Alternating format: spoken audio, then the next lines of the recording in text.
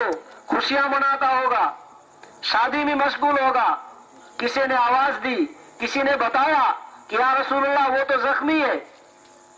अल्लाह के रसूल ने फरमाया मेरे यार को लेके आओ, मेरे दीवाने को, मेरे मस्ताने को लेके आओ यहाँ। साहबा उठा के लाए, बेहोश था।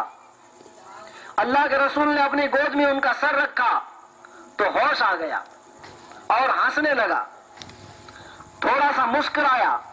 अल्लाह के रसूल ने पूछा क्यों मुस्कुराया?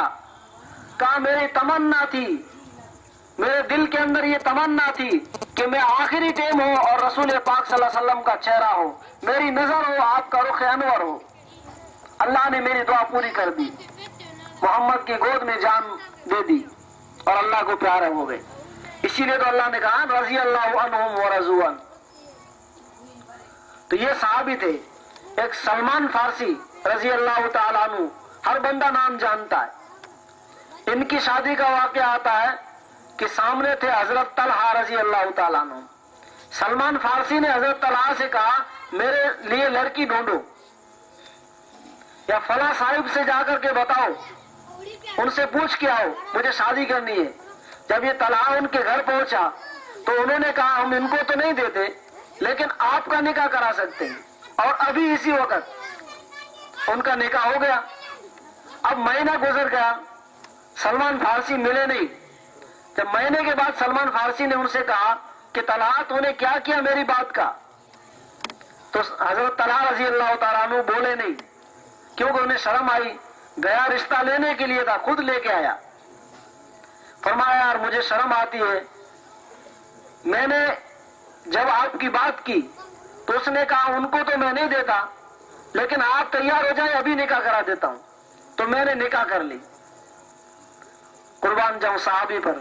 सलमान फारसी कहते यार मुझे माफ कर दे। वो कह रहे मुझे माफ कर दे, तेरी सगाई करने के लिए गया था, मैं खुद रिश्ता कर चुका। सलमान कह रहे मुझे माफ कर दे, अल्लाह ने तेरे हक में लिखी थी, लेकिन मैं बीच में टांग अड़ा रहा था। ये मोहम्मद की तालीम थी सल्लल्लाहु अलैहि वसल्लम। हजरत अली कर्रमल्लाहु वजह, इनके पास भी कुछ नहीं। अल्लाह के रसूल ने कहा अली निकाह के लिए कुछ करो। कहा मेरे पास कुछ नहीं है। फरमाया जिरा तो है, जिरा जो लड़ाई में पहनते ही। हजरत अली ने कहा मेरे पास है। फरमाया जाओ इसको बेच आओ। आगे सौदागर मिला हजरत उस्मान गनी। फरमाया अली आप बाजार में। कहा मेरी शादी हो रही है जन्नत की सरदार से, रसूलुल्लाह सल्लल्लाहु अलैहि वसल्लम की बेटी से। मैं जिरा बेचने के लिए आया हूं, मेरे पास हक मार नहीं है। उस्मान ने कहा जिरा दे दो मुझे, पैसे दे दिए और कहा ऐलान कर दिया कि ऐलान करो मोहम्मद रसूलुल्लाह सल्लल्लाहु अलैहि वसल्लम की बेटी की शादी में सारा खर्चा उस्मान का लगेगा। हम आज अगर किसी की शादी ब्याह पे 150 रुपए दे के आते, सारी जिंदगी याद रखते कि मैंने उनको दिया था, मेरी शादी में उन्होंने मुझे वापस नहीं दिया। कुर्बान जाऊं उस्मान पर। फरमाया सारा खर्चा मेरा है, मुझे वापस भी नहीं लेना है। इसीलिए एक हदीस पाक में आता है कि हजरत अब्दुल्लाह इब्न अब्बास फरमाते हैं कि अल्लाह के रसूल घोड़े पे सवार होकर जा रहे थे। ख्वाब में देखते हैं जब घोड़े पे सवार होकर जा रहे थे, बहुत तेजी में थे। अल्लाह के रसूल से पूछा कि या रसूलुल्लाह बहुत दिन हो गए मुलाकात नहीं हुई। फरमाया मैं उस्मान का निकाह पढ़ाने जा रहा हूं। अल्लाह ने हूर के साथ निकाह किया है, वो निकाह पढ़ाने जा रहा हूं। उस्मान ने आज ऐसा काम किया है, अल्लाह बहुत खुश हुए। और उस्मान ने क्या काम किया था, वो मदीने के अंदर ऊंट ले आए 100 या 70 गले से भरे हुए सामान से। सारे लोग जमा हो गए, मदीने में कहत पड़ गया था। सब खरीदार आए, किसी ने कहा हम 10 के 11 देंगे, किसी ने कहा हम 11 के 12 देंगे, 10 के 13 देंगे। फरमाया नहीं मुझे ज्यादा मिलता है। कहा इससे ज्यादा देने वाला कौन है? वो सामने तो आए, सारा मदीना यहाँ खड़ा है। फरमाया खुदा कहता है मेरे नाम पे दे, 10 यहाँ मिलेगी, 70 वहां मिलेगी। तुम गवाह हो जाओ, मैं ये सारा ऊंट और सारा इसके साथ माल अल्लाह के रास्ते में खर्च करता हूं। सबको तकसीम कर दिया, सदका कर दिया। ये उस्मान गनी थे।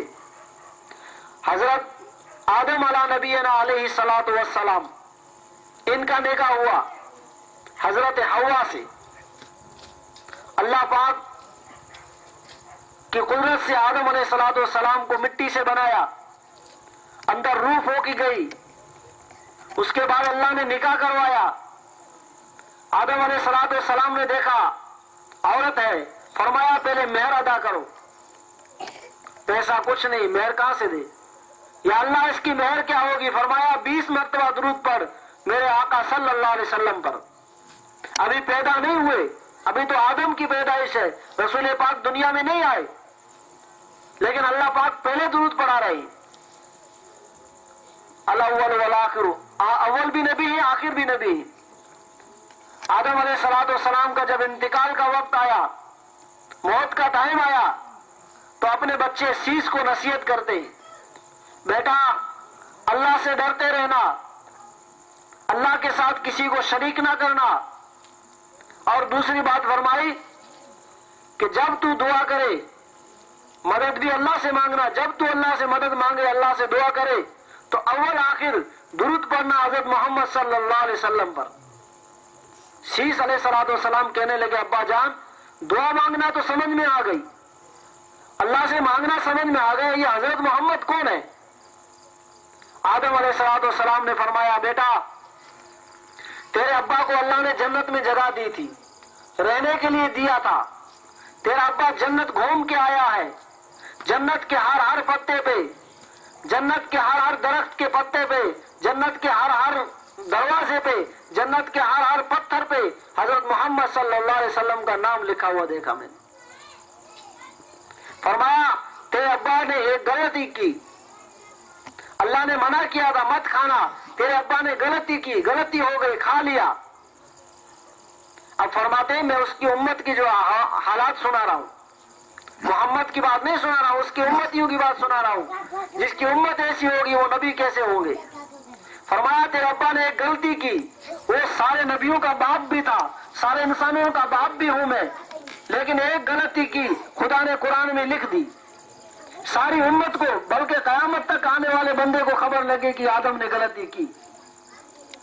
لیکن محمد وہ نبی ہے جس کی امت کئی ہزاروں کھربوں اربوں گناہ کرے گی, آسمان زمین کے بیچ میں جتنا خلا ہے بھر دیا جاوے, لیکن جب وہ ایک بار ہاتھ اٹھائے اللہ سے معافی مانگے تو خدا ان کی آنکھ کا آنسو جو گال تک پہنچنے نہیں دیتا اسے معاف کر دیتا ہے, اور کسی کو بتاتا نہیں ہے.